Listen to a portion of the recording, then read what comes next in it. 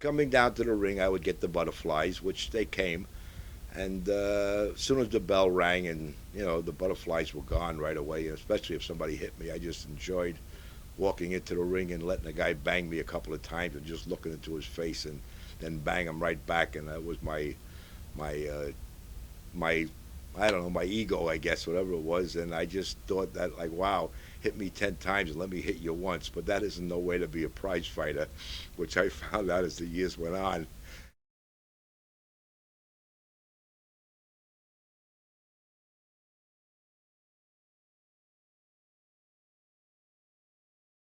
My biggest thrill was fighting in the Polo Grounds on the Patterson-Johansson second heavyweight championship of the world. When Ingemar Johansson beat Patterson, I became his sparring partner. Then I switched over to Floyd, and Floyd won that year. I fought Lennart Risberg, the champ of Sweden, that night of the semifinal. I stopped him in the fourth round. It was the biggest thrill of my life being in the Polo Grounds. The place was sold out. There was so many people in my life. I never seen any people in my life. And that night I had just gotten a white terry court bathrobe with a hood on it, which was very expensive, and it was a thrill to walk out of that ring. And as I was walking out of the ring, I seen Floyd Patterson. I said, "Good luck, Floyd. Bring it back home. Let's take it back." And he did. As I was coming out of the ring, guy grabbed me and says, "Come over here, son. Sit at ringside." That was a great fight. Not knowing I was sitting in between John Wayne and Governor Nelson Rockefeller. I was thrilled to no end. And all right, I didn't make no money. I only got $300 for that fight. But this is what life's all about. I fought for Lou Duva's father all the way in Jersey one day, and I went with a friend of mine, Eddie Lee Fudge. I'll never forget it, a big colored fella. I fought this tough kid, Attilio Tondo from Jersey, and I beat him. They told us to come a few days ahead of time, room and board and so on and so forth. After the fight, they charged us for the room and board. They charged me for a New Jersey boxing license. They charged me for a corner man, the cut man, which I didn't need anyway. Before you know, I got $10. Me and this fella had a hitchhike back all the way to New York City. I was all busted up because it was a tough fight. And here I am with this big colored fella, very dear friend of mine. And boy, it was tough getting back to New York. We walked a lot that night. It was after a rough and tough fight. Boxing is for real. That's a rough and brutal sport. When I go in the ring, I'm looking to drive the guy's bone from his nose up into his brain. I'm looking to take his eye out. I'm looking to bust him open and keep busting him open and hit him around the body, which was my greatest way because I was a small guy, and bang him and make him pee blood for weeks and weeks. And that was my pleasure in life. But after the fight, we were best of friends, just like me and Bobby Halpern are. And just all the people. I was with Patterson, I was with Ingemar Johansson, I was with Hurricane Jackson, Roland Lastaza, Charlie Norcus. I boxed with all of them. And there was more wars in the gym than there was in a real fight. A real fight was easy. I mean, but fighting in the gym every night, you're fighting a 10-rounder. You got to fight four different guys, 2 rounds apiece. By the time you get to the last guy, you're pretty exhausted, but he's right there. But I did my best in the fight game, and I enjoyed the fight game. I've had some hard luck in the fight game, I think. Like I always laugh and I joke, and I says, people ask me, what's your record? And I say, wow, I had 50 fights. I have a perfect record. I lost them all. I didn't lose them all. I had about maybe 40 fights. I lost maybe 13 or 14. But I fought a lot of tough guys, and I fought whoever they had. Big Jim Beatty, nobody wanted to fight him. Ernie Terrell, the Piccolo, whoever it was. This Tilio Tondo from Jersey, I fought him 3 times. I thought I was going to marry the guy. I said, like, wow, how many times do I got to beat this guy? I wasn't a great fighter. I didn't know the art and self-defense of fighting and the Marcus of Queensberry rules. I could do it great in the gym. But once you hit me on the chin, man, then it's we got to go to war. Like, I just want to fight and fight, and I want to kill you, like, my best friend.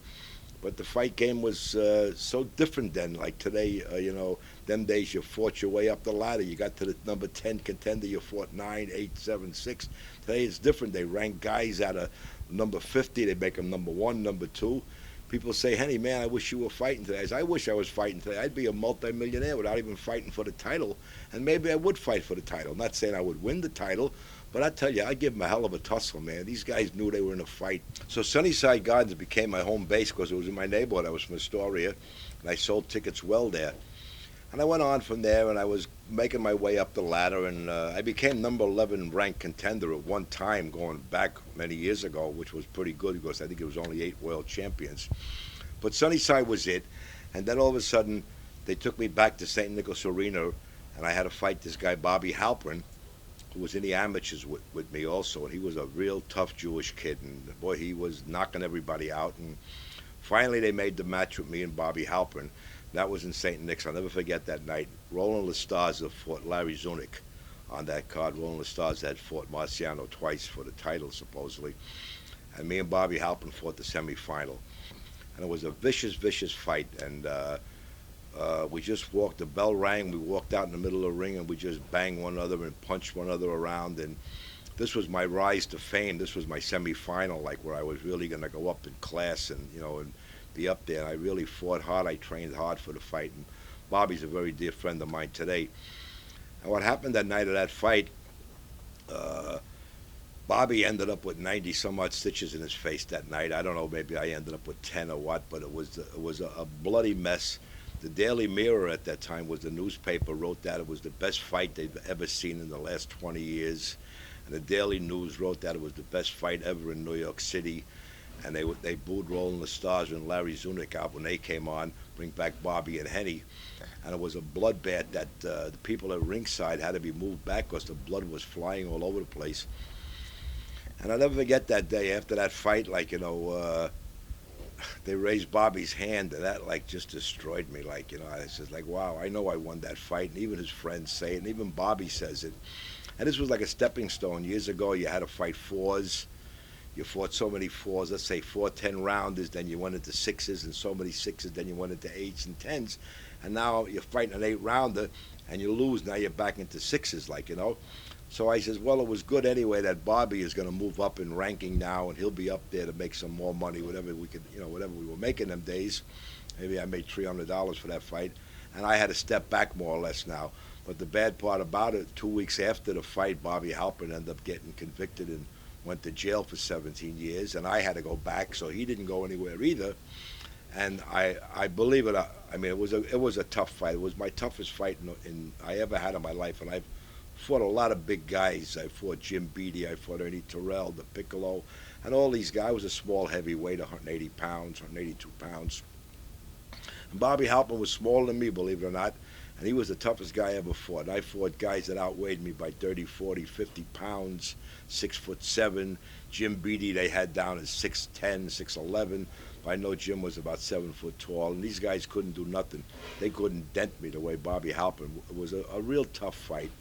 And I had a pleasure of that night in St. Nicholas Arena, down that dirty, filthy dressing room downstairs, which nothing, where doctors would sew up your eyes and everything. But I was fortunate I had Dr. Campbell, who would send me to a special doctor or a plastic surgeon to get my eyes sewn up the right way and everything. He loved me, Dr. Campbell. I loved him also, a very dear friend of mine. And that night of the fight, in my dressing room, which they say never happens in history, some great champions, Rocky Graziano, who turned out to be a great, great friend of mine. We did a lot of modeling, commercials, and movies together. He came into the dressing room and told me I got robbed, and another guy came in, I won't mention their names, and because they're still living today, great champions, and said that I got robbed terribly. And I just couldn't understand why, if I fought this fight so well, that I should have lost. But as part of the fight game,